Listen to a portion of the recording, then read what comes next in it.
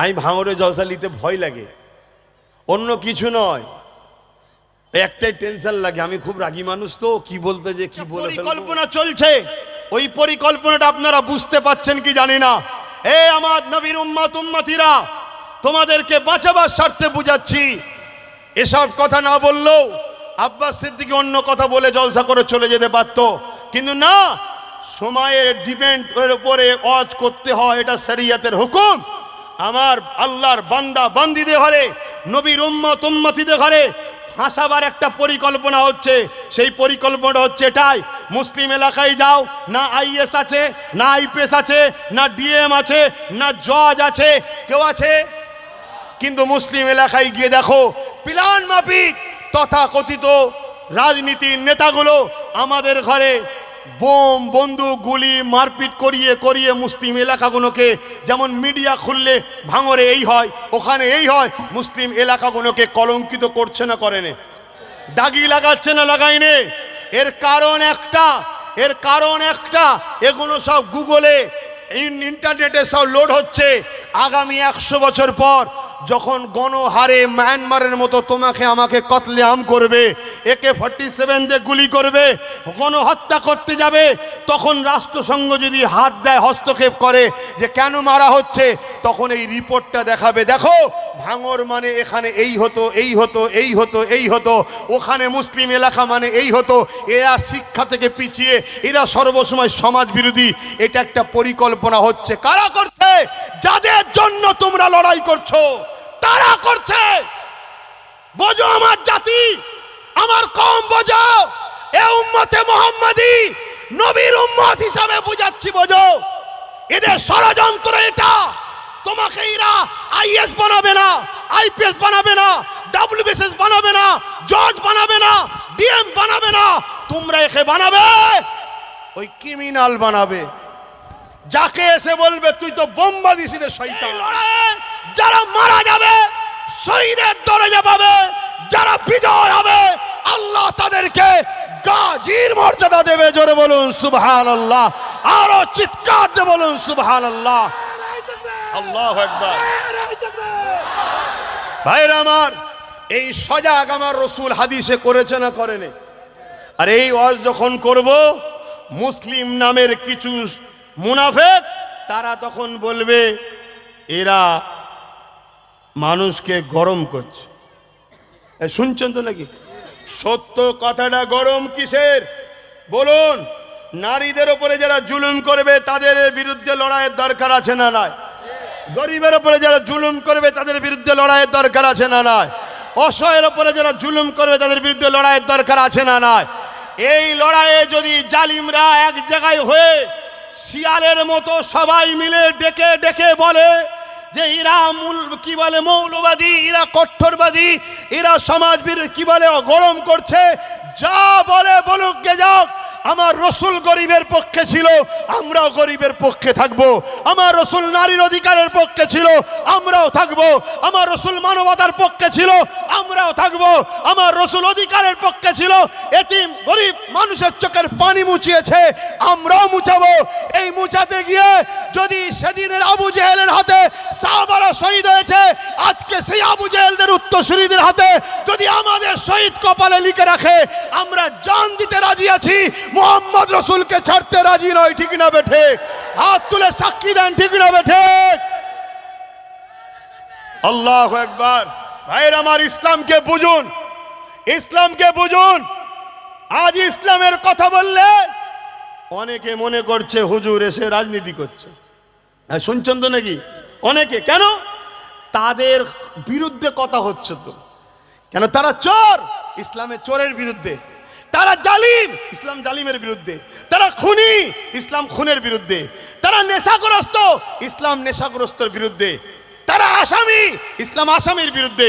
তারা মানবতার বিরুদ্ধে, ইসলাম মানবতার পক্ষে। কথা বুঝে আসছে তো নাকি? আমার রজ বুঝছেন তো নাকি? আমার তবে ইসলাম বিরোধী কিছু বলবো না ইনশাল্লাহ। কিছুদিন আগে কাউকে একটা ডোজ দিয়েছিলাম, জানেন তো নাকি? তার পক্ষে অনেক কটা কুকুর লেগেছিল। কেউ আমাকে মিথ্যা প্রমাণ করতে পেরেছে?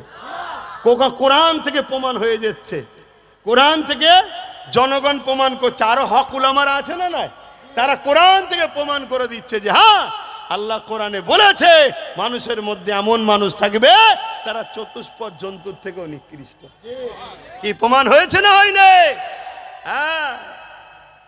তো ভাইরা আমার, কিন্তু ভয় মানে চিন্তা হয়, সাধারণ মানুষ, আম মানুষ, খেটে খাওয়া মানুষ, ধর্ম সম্বন্ধে হয়তো অতটা জ্ঞান ক্লোজ নাই, ধর্ম থেকে কিভাবে নেবে না নেবে এগুলো চিন্তা হয়, এজন্য একটু দূরে থাকতে চাই ভাঙরে। তা এলাম আজকে, কিছু কথা বলছি, কারো কষ্ট লাগছে না তো? অসুবিধা হচ্ছে? কিন্তু আমি লড়ছি ইসলামের বিরুদ্ধে না পক্ষে, তাহলে তো আপনার কষ্ট হওয়া উচিত নয়, ঠিক তো নাকি?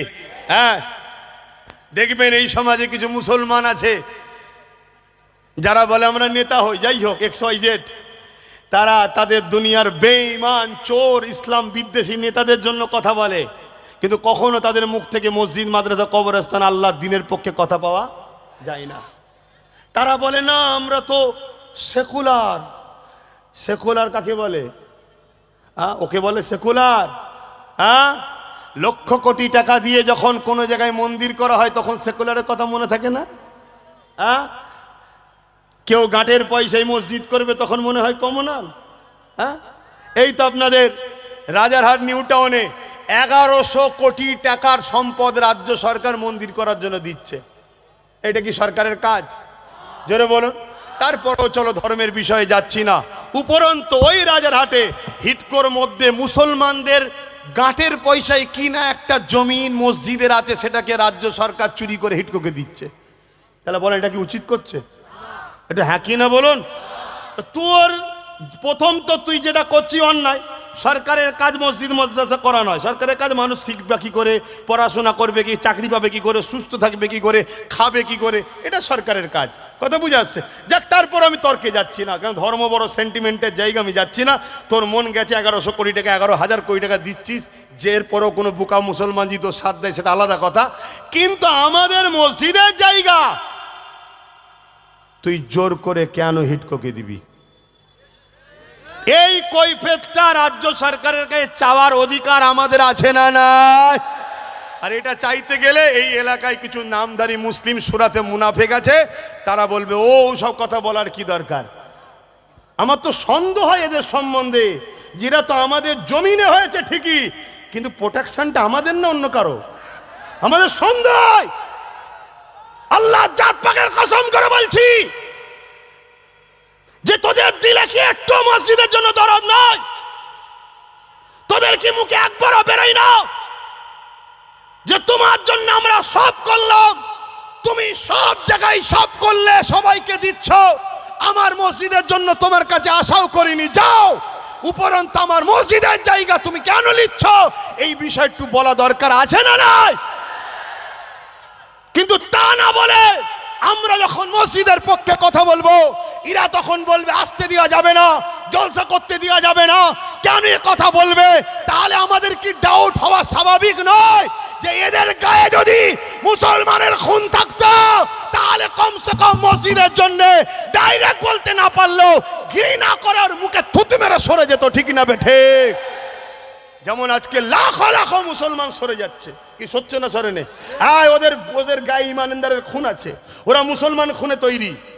হয়তো ধোকায় পড়ে হোক বা চাপে পড়ে হোক বা নাচারে হোক বা কোনো শখে হোক বা কোনো কারণে হোক, শয়তানের সাথ দিয়েছিল, কিন্তু শয়তানের যখন পেতনি মুখটা বেরিয়ে পড়েছে তখন আস্তে আস্তে সব সরে যাচ্ছে। সরছে না সরে নে?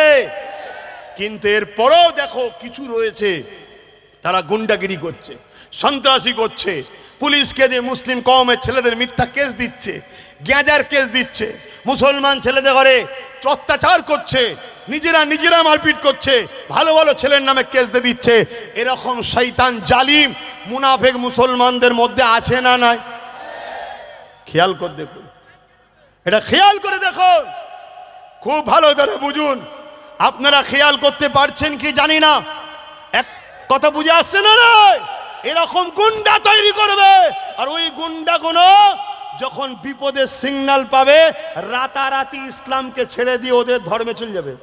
এসব রেডি হয়ে আছে। তুমি কি জানো এদের 50 জায়গায় ঘর আছে? শুনছেন তো নাকি? এরা টুক করে লাভ মেরে চলে যাবে। আর ইতিহাস বলছে, স্পেনের ইতিহাস দেখো, স্পেনে যত বড় বড় সিনেমা হল, থিয়েটার হল, অফিস আদালত, আজকের দিনে গিয়ে দেখবে এগুলো অ্যাকচুয়ালি মসজিদ মাদ্রাসা ছিল। 800 বছর আমরা রাজত্ব করেছি। আমাদের মধ্যে গাদ্দাররা এভাবে স্পেনের মুসলমানদের ঘরে শেষ করে দিয়েছে।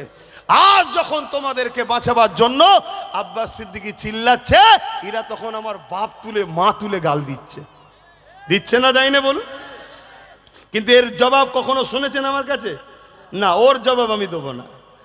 আমি আমার রসুলের দ্বীনের পক্ষে লড়বো, আমি আমার নবীর দ্বীনের পক্ষে লড়বো। লড়তে গিয়ে সে যত বড়ই নেতা হোক, তার বিরুদ্ধে আমি টক্কর দিতে রাজি আছি। হতে পারে তার পাশে অনেক বড় সুপার পাওয়ার থাকতে পারে, মিসাইল থাকতে পারে, যা খুশি থাকতে পারে।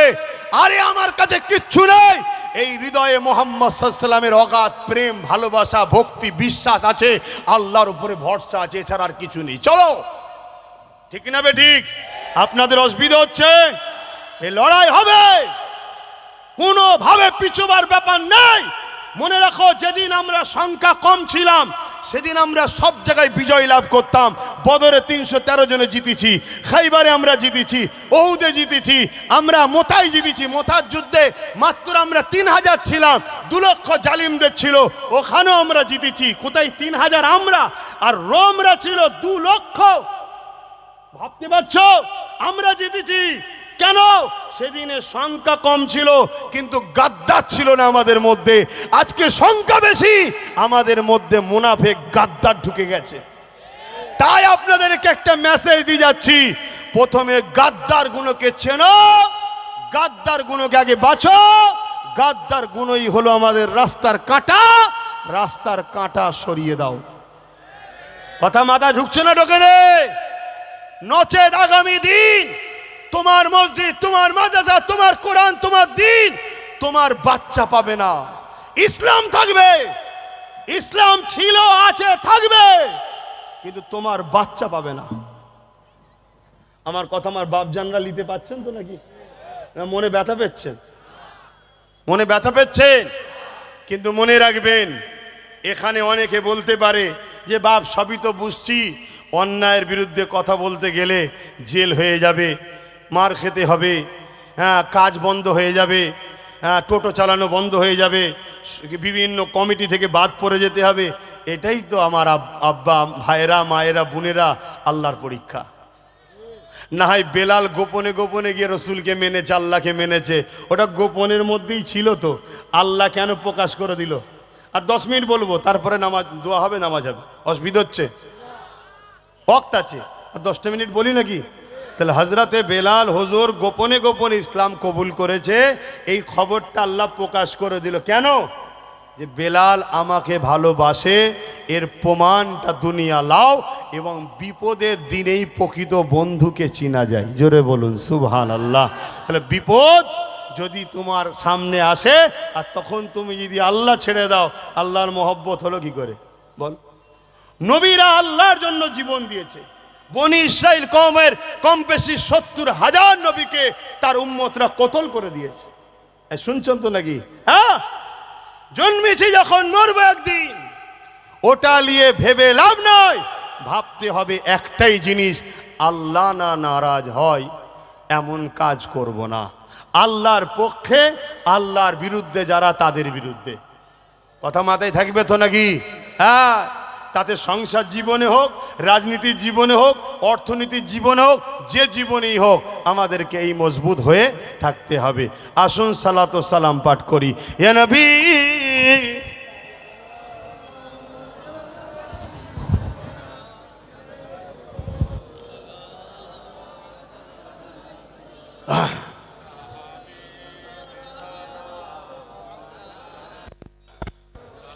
আপনারা সব দাঁড়িয়েই সালাম দেন তো নাকি? মনে রাখবেন, এই দাঁড়ানো আর বসালি আমাদের মধ্যে একটা মতনৈক্য আছে, আছে না নাই? এই মতনৈক্যকে আমাদের দূর করতে হবে। যেমন আমরা কেউ যদি বসে সালাম দেয়, তার বিরুদ্ধে আমরা ফতোয়া জোরে বলুন দিই না। কেন? এটা প্রেমের ব্যাপার। তাই আমরাও দাঁড়িয়ে দিলে কেউ আমাদের বিরুদ্ধে ফতোয়া দিক, এটাও আমরা পছন্দ করি না। কেন আজ আমাদের মসজিদ বিপদে, মসজিদ দাঁড়ানোওয়ালা বসাওয়ালা সবার, তাই তো নাকি? কবরস্থানে আমিও শোবো, তুমিও শোবে, ঠিক তো নাকি গো? তাহলে এই জায়গায় দাঁড়িয়ে থেকে আমাদেরকে সংগঠিত হতে হবে। তবে হ্যাঁ, আমরা দাদা হুজুরকে মানি, বলুন সুবহানাল্লাহ, বলুন আলহামদুলিল্লাহ। কারা কারা দাদা হুজুরকে মানেন একটু হাত তুলে দেখাবেন? মাশাআল্লাহ, মাশাআল্লাহ, মাশাআল্লাহ। আমি একটা কথা জিজ্ঞেস করব ভাই, বিগত দিন একটা সরকার চলছিল বাংলায়, তার বিরুদ্ধেও দাদা হুজুরের আওলাদরা প্রতিবাদ করেছে না করেনি? বলে কে করেছে, কজন করেছে, আমি ওইদিকে যাচ্ছি না। তার অন্যায়ের প্রতিবাদ দাদা হুজুরের আওলাদরা করেছে, হ্যাঁ কি না? যখন প্রতিবাদ করেছিল বিগত সরকার কি দাদা হুজুরের আওলাদদেরকে কাঁচা কাঁচা গাল দিত, উল্টো পাল্টা বলতো? কিন্তু আজকের দেখুন এই শয়তানগুলো দেখুন, যেই এদের বিরুদ্ধে কেউ মুখ খুলছে অমনি সে হয়ে গেল খারাপ। যতদিন এদের তোষণ করবে ততদিন হবে ভালো। তাহলে আজকে দাদা হুজুরের আওলাদ দেখারে কিভাবে গালিগালাজ করছে শুনছেন তো? আমার কথা নাই, বাদ দেন। আমি আজ থেকে গাল খেচ্ছি না, 7-8 বছর ধরে গাল খেচ্ছি। কিন্তু যারা বিগত দিন এদেরই খুশি করেছিল আজকে ধরুন কথা বলছে। এখন কি জন্যে বলছে না বলছে আমি তর্কে যাচ্ছি না, কথা বুঝে আসছে। কিন্তু আজকে দাদা হুজুরের আওলাদদের কত ছোট বড় কথা বলছে না, বলেন? কিন্তু বিগত সরকার তো একটা ছিল, তখন তারাও অন্যায় করেছিল। যখন মাদ্রাসায় জঙ্গি হবে না কিরম বলেছে, জঙ্গি তৈরি হয়, তারা লাস্টে ক্ষমা চাইতে বাধ্য হয়েছিল, জানেন তো নাকি? তাহলে আজকে সেই জায়গাতে এই দাদা হুজুরের আওলাদদেরকে এই গালিগালাজ করছে, এটা আপনারা ভালো নজরে নিচ্ছেন? হ্যাঁ, কি চাইছে জানি না। এই মেসেজ কিন্তু পুরো দুনিয়াতে যাচ্ছে, শুধু বাংলায় নয়, বাংলার বাইরেও যাচ্ছে, শুনছেন? আর মনে রেখে দিও, দাদা হুজুর শুধু বাংলার মুজাদ্দেদ নয়, জবানার মুজাদ্দেদ। আল্লাহ ছাড় দেয় ছেড়ে, এটা আখরি জবানা। এখন আল্লাহ কিছু ঘটাবে না আর, কেন? যদি ঘটে ঘন ঘন পরিবর্তন হবে তো। এখন দুনিয়ার শেষের দিকে, শুনছ আমার ভাইগুলো, দুনিয়ার শেষের দিকে। যাক, এর পরেও বলছি, আমরা বিভিন্ন সিলসিলা, বিভিন্ন দল আছে, যার সিলসিলা, যার আমির, যার হুজুর, যার শায়েখ তার কাছে থাক। আপনাকে আমার বলবো না চলে আস, আর আমারটাকেও আপনার যেতে হবে না, আমরা দাদা হুজুর কিলে আছি। কিন্তু মসজিদটা আমাদের সবার, হ্যাঁ কি না? কবরস্থানটা সবার, হ্যাঁ কি না?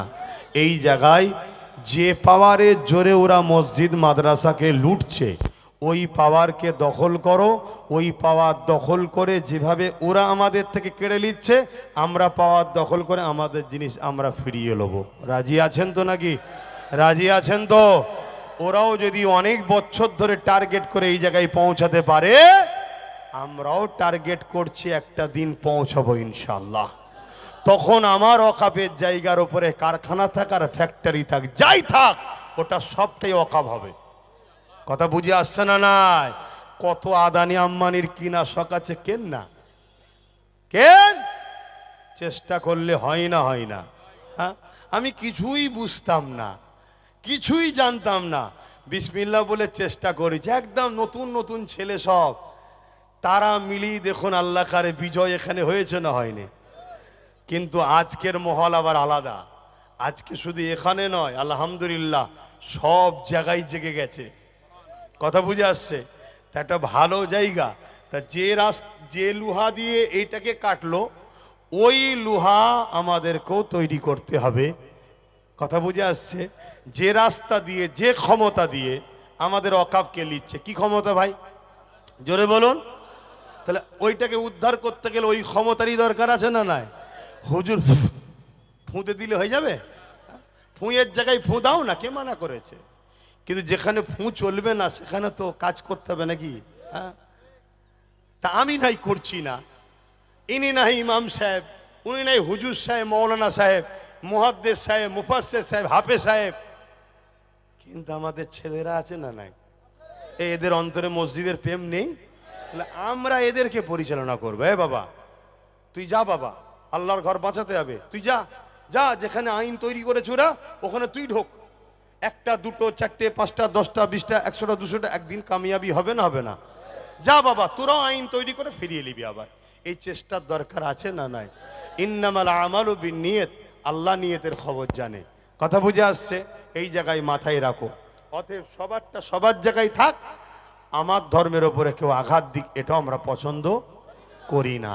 আসেন, এরপরও অনেকে বলতে পারে নকলের গায়ে লেখা থাকে নকল হইতে সাবধান। সবচেয়ে বড় ধর্ম খেলে যারা রাজনীতিতে ডুবে বসে আছে দিদি মুদি, তারাই বলছে ও আমরা ধর্ম নিয়ে কথা বলি না। শুনছেন তো নাকি? নকলের গায়ে লেখা আছে নকল হইতে সাবধান। তা আমি হুজুর, আমার বলা দরকার আছে না নাই?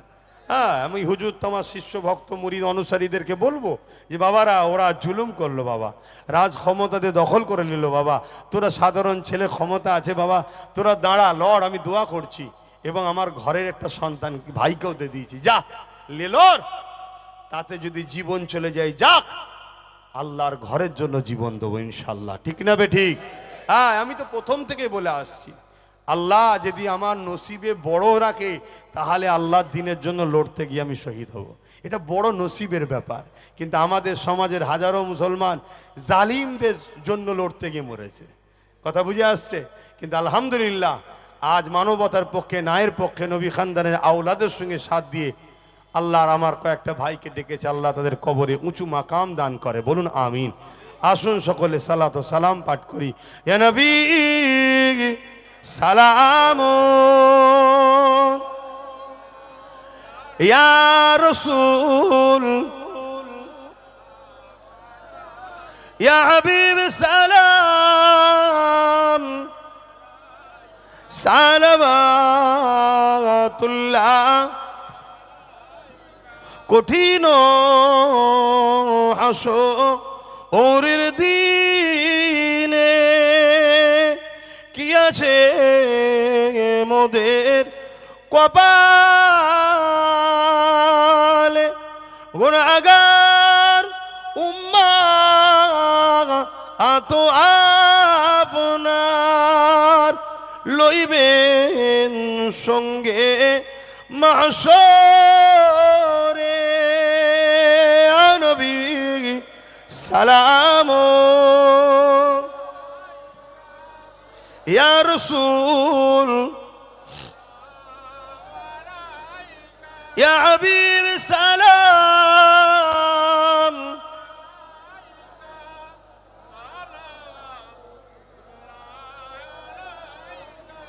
জিবরাইল দিলে ইনজি আওয়াজ, খুলে দাও আসমা আনির দুয়ার। এসেছেন নবী ঈদের সরদার, করিতে আল্লাহ আরো দিদার। ইয়া নবী সালাম, ইয়া রাসূল সালাম, ইয়া হাবিব